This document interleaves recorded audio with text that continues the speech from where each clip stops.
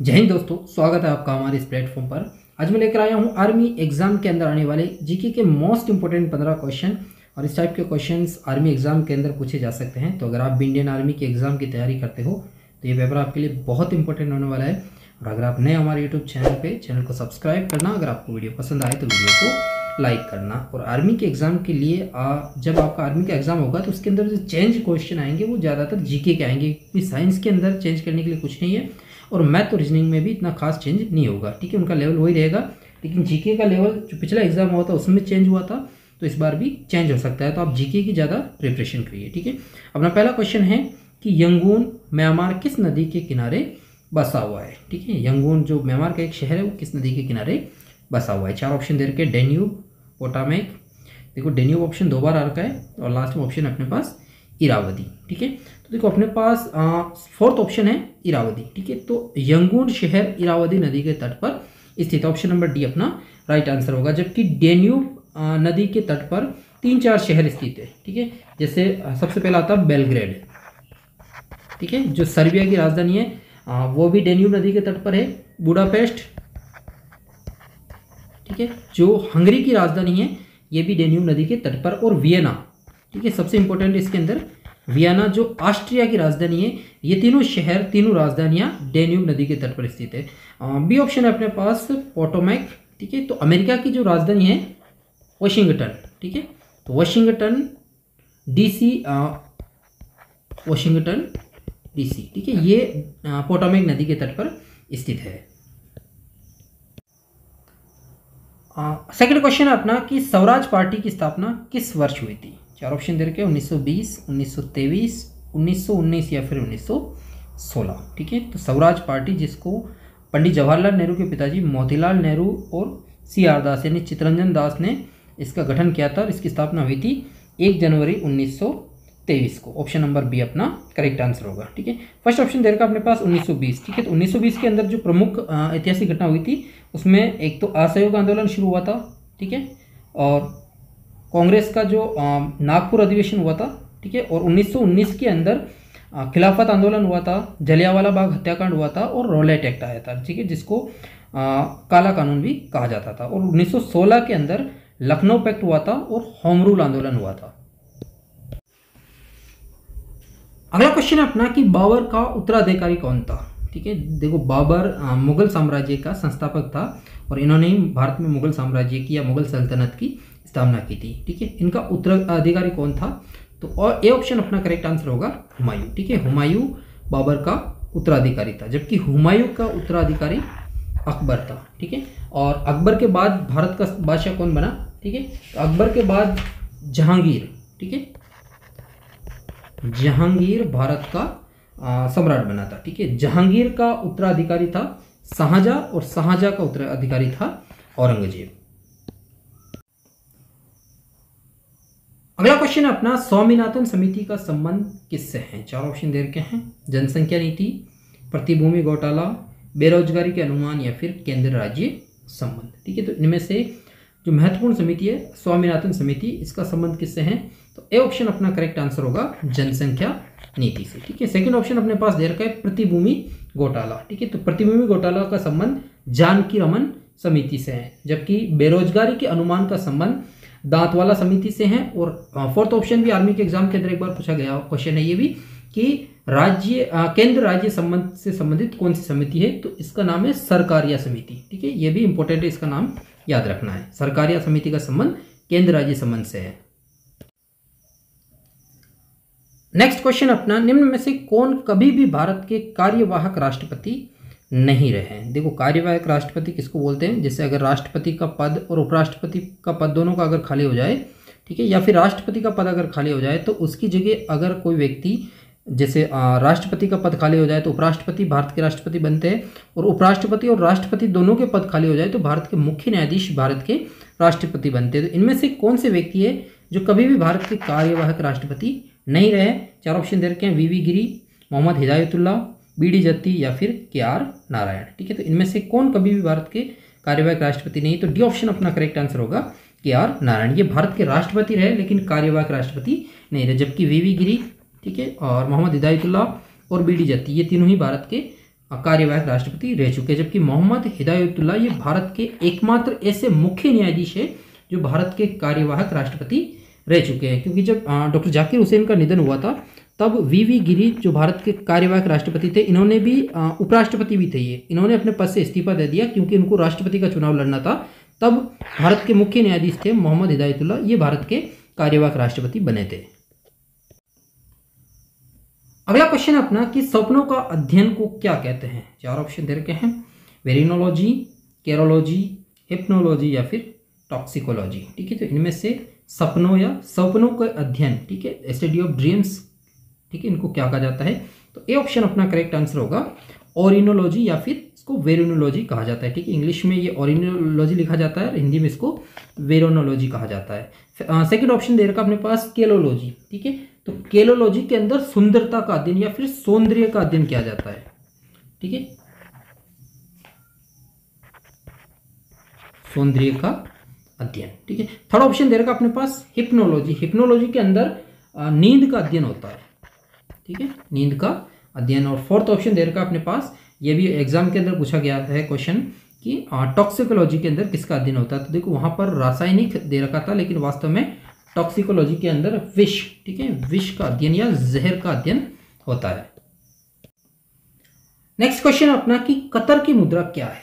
4 option दे रखे हैं, न्यू शेकेल, दिनार, रियाल या फिर वॉन। ठीक है, तो कतर एक खाड़ी देश है, ठीक है, जिसकी राजधानी दोहा है। ठीक है, और इससे रिलेटेड क्वेश्चन ये भी बन सकता है कि जो 2022 का जो फीफा वर्ल्ड कप है वो भी कतर की राजधानी दोहा में आयोजित होगा। ठीक है, लेकिन यह सवाल है अपने पास कि कतर की मुद्रा क्या है। ठीक है, तो देखो 4 ऑप्शन है अपने पास, न्यू शेकेल, दिनार, रियाल और वॉन। ठीक है, तो कतर की जो मुद्रा है वो है रियाल। ठीक है, ऑप्शन नंबर सी अपना राइट आंसर होगा। इसके अलावा रियाल कहाँ कहाँ चलती है, एक चलती है सऊदी अरब के अंदर, ठीक है, दूसरी ईरान, ठीक है, ईरान के अंदर भी रियाल चलता है, और तीसरा देश है जो फेमस है वो कुवैत। ठीक है, इन तीनों देशों की जो मुद्रा है वो मुख्यतः रियाल है।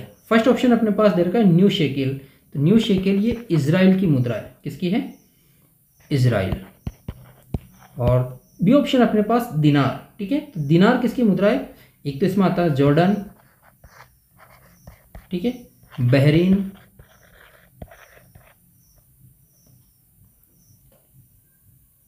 ठीक है, और फोर्थ ऑप्शन अपने पास वॉन। तो ये साउथ कोरिया और नॉर्थ कोरिया, ठीक है, इन दोनों की राजधानी मुद्रा वॉन है। ठीक है, साउथ कोरिया और नॉर्थ कोरिया दोनों के अंदर वॉन चलती है। अगला सवाल है अपना कि केंद्र में पहली गैर कांग्रेसी सरकार किस वर्ष बनी थी। 4 ऑप्शन दे रखे हैं, 1980, 1979, 1978 या फिर 1977। ठीक है, तो जो भारत की सेंट्रल गवर्नमेंट है उसमें पहली बार गैर कांग्रेसी सरकार यानी बिना कांग्रेस के भारत की सरकार बनी थी, वो 1977 में बनी थी। ऑप्शन नंबर डी अपना राइट आंसर होगा। और उस सरकार के जो भारत के प्रधानमंत्री थे वो मोरारजी देसाई थे। ठीक है, सवाल ऐसे भी पूछ सकता है कि भारत के पहले गैर कांग्रेसी प्रधानमंत्री कौन थे, तो उसका आंसर होगा मोरारजी देसाई। ठीक है, मोरारजी देसाई के रिलेटिव एक क्वेश्चन बनता है, इंटरेस्टिंग क्वेश्चन है कि मोरारजी देसाई अपना जो जन्मदिन है वो हर 4 साल में एक बार मनाते हैं, क्योंकि उनका जन्मदिन 29 फरवरी को आता है। ठीक है, 29 फरवरी 1896 को वो पैदा हुए थे। अब आप मेरे को कमेंट में बताओ कि उन्होंने अपना जो फर्स्ट बर्थडे है, ठीक है, पहला जन्मदिन किस वर्ष में मनाया था। इसका आंसर आप मेरे को कमेंट बॉक्स के अंदर देंगे। अगला सवाल है अपना 7वीं पंचवर्षीय योजना की अवधि कौन सी थी। 4 ऑप्शन दे रखे हैं, 1987 से 92, 1986 से 91, 1985 से 90 या फिर 1988 से 94। ठीक है, तो जो 7वीं पंचवर्षीय योजना यानी 7th 5 ईयर प्लान है उसका टर्म था 1985 से लेकर 1990 तक। ठीक है, जबकि फर्स्ट जो 5 ईयर टर्म था उसकी टाइम पीरियड था 1951 से लेकर 1956 तक, और टोटल 12 पंचवर्षीय योजना चली थी। और 12वीं जो पंचवर्षीय योजना वो 2012 से लेकर 17 तक, ठीक है, 2012 से लेकर 2017 तक चली थी। नेक्स्ट क्वेश्चन अपना कि T-72 क्या है। 4 ऑप्शन दे रखे हैं, मिसाइल, टैंक, रॉकेट या फिर जेट विमान। ठीक है, तो इनमें से T-72 का संबंध किससे है। ठीक है, तो देखो T-72 T-62 का एक विकसित रूप है, और ये T-62 और T-72 ये दोनों ही एक टैंक के नाम है। ऑप्शन नंबर बी अपना राइट आंसर होगा। इसके अलावा टैंक के अंदर अर्जुन, ठीक है, भीष्म, T-72, अजय, ठीक है, और विजयंत, ठीक है, ये सारे भारत के टैंकों में आते हैं। ठीक है, ये रशिया द्वारा बनाया गया टैंक है, सोवियत यूनियन द्वारा, और भारत भी इसका इस्तेमाल करता है। ठीक है, अब मिसाइल की बात करें तो भारत की जो प्रमुख मिसाइल है उसके अंदर आता है आकाश, त्रिशूल, बराक 8 और अस्त्र। ठीक है, ठीक है, ये सारी या फिर अग्नि, ठीक है, ये सारी भारत की मिसाइलें हैं। नेक्स्ट क्वेश्चन अपना है कि निम्नलिखित में से कौन सी स्थानीय पवन को डॉक्टर वायु भी कहा जाता है। 4 ऑप्शन दे रखे हैं, फोन, चिनूक, हरमंटन या फिर सिरोप। ठीक है, तो इनमें से कौन सी स्थानीय पवन है जिसको डॉक्टर वायु के नाम से जाना जाता है? तो सी ऑप्शन अपना करेक्ट आंसर होगा, हरमंटन। ठीक है, जबकि इसमें बी ऑप्शन दे रखा है चिनूक। ठीक है, तो चिनूक को हिमबख्शी कहा जाता है। ठीक है, क्या कहा जाता है? हिमबख्शी। और फोर्थ ऑप्शन अपने पास सिरोको, इसको रक्त की वर्षा कहा जाता है। ठीक है, अगला क्वेश्चन अपना कि भारत और पाकिस्तान के बीच अंतर्राष्ट्रीय सीमा किसके द्वारा सीमांकित की गई है? 4 ऑप्शन दे रखे हैं, McMahon line, Durand line, Radcliffe line या फिर मैगिनॉट लाइन। ठीक है, तो इनमें से भारत और पाकिस्तान के बीच जो अंतर्राष्ट्रीय सीमा है उसका नाम क्या है? Radcliffe line. Option number C अपना राइट आंसर होगा। जबकि मैकमोहन रेखा ये भारत और चीन के बीच में है। ठीक है, और डूरंड रेखा ये पाकिस्तान और अफगानिस्तान के बीच में है। और फोर्थ ऑप्शन अपने पास मैगिनॉट, ये जर्मनी और फ्रांस के बीच में 1930 में खींची गई एक लाइन है। नेक्स्ट क्वेश्चन अपना कि मैथान, बालपाड़ी और तिलैया बांध किस नदी पर बनाए गए हैं? 4 ऑप्शन दे रखे हैं, दामोदर नदी, बराकर नदी, कोन्नार नदी या फिर बोकारो नदी। ठीक है, तो देखो ये तीनों बांध ही झारखंड में स्थित है और झारखंड की बराकर नदी पर इन तीनों बांधों का निर्माण किया गया। ऑप्शन नंबर बी अपना करेक्ट आंसर होगा। अगला क्वेश्चन अपना कि भारत में सबसे कम लिंगानुपात वाला राज्य कौन सा है? ठीक है, देखो ये डाटा 2011 की जो जनगणना हुई थी, आखिरी जनगणना, उसके अनुसार हमें बताना है कि भारत में सबसे कम लिंगानुपात किस राज्य का है। ठीक है, तो सबसे पहले समझना होगा कि लिंगानुपात होता क्या है। लिंगानुपात बोलते हैं प्रति 1000 पुरुषों पर स्त्रियों की संख्या। ठीक है, जैसे मान लो 1000 पुरुष पर अगर 900 स्त्रियां हैं तो वहां का लिंगानुपात 900 होगा। ठीक है, 1000 पुरुष पर अगर 1050 स्त्रियां हैं तो वहां का लिंगानुपात 1050 होगा। ठीक है, और 1000 से कम है तो लिंगानुपात कम होता है, 1000 से ज़्यादा है तो लिंगानुपात ज़्यादा होता है। ठीक है, और अगर हम पूरे भारत के लिंगानुपात की बात करें तो पूरे भारत का लिंगानुपात है 943 महिलाएं प्रति 1000 पुरुष पर, यानी भारत का लिंगानुपात कितना है?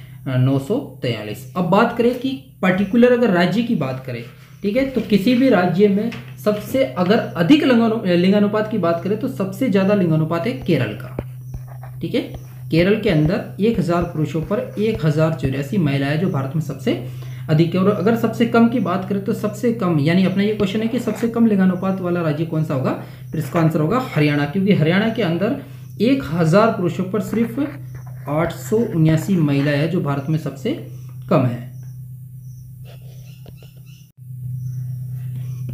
और लास्ट क्वेश्चन पे आपको छोड़ के जाता हूं मैं, इसका आंसर आप मेरे को कमेंट बॉक्स के अंदर दोगे कि सुब्रमण्यम चंद्रशेखर को किस क्षेत्र में नोबेल पुरस्कार मिला था? ठीक है, जिसको हम शॉर्ट में एस चंद्रशेखर कहते हैं। ठीक है, जिन्होंने ब्लैक होल, ठीक है, जिसको कृष्ण छिद्र भी कहा जाता है हिंदी में, ब्लैक होल सिद्धांत का प्रतिपादन इन्होंने किया था और सबसे पहले ब्लैक होल को देखने का श्रेय भी इन्हीं को जाता है। उसी फील्ड में उनको नोबेल पुरस्कार भी मिला है। तो आपके सामने 4 ऑप्शन है, भौतिकी, साहित्य, अर्थशास्त्र या फिर चिकित्सा। ठीक है, तो इनमें से एस चंद्रशेखर को जो नोबेल मिला है किस क्षेत्र में मिला है, इसका आंसर आप मेरे को फटाफट कमेंट बॉक्स के अंदर दो। तो आज की वीडियो में इतना ही। आशा करता हूं कि मेरे द्वारा दी गई जानकारी आपको समझ में आई होगी और जितना हो सके आप अपनी जीके को परफेक्ट कीजिए, क्योंकि साइंस में बढ़ने वाला कुछ नहीं है।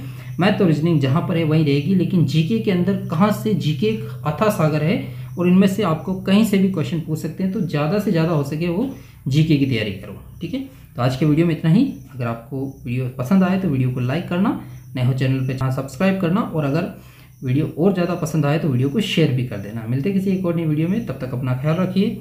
जय हिंद, जय भारत।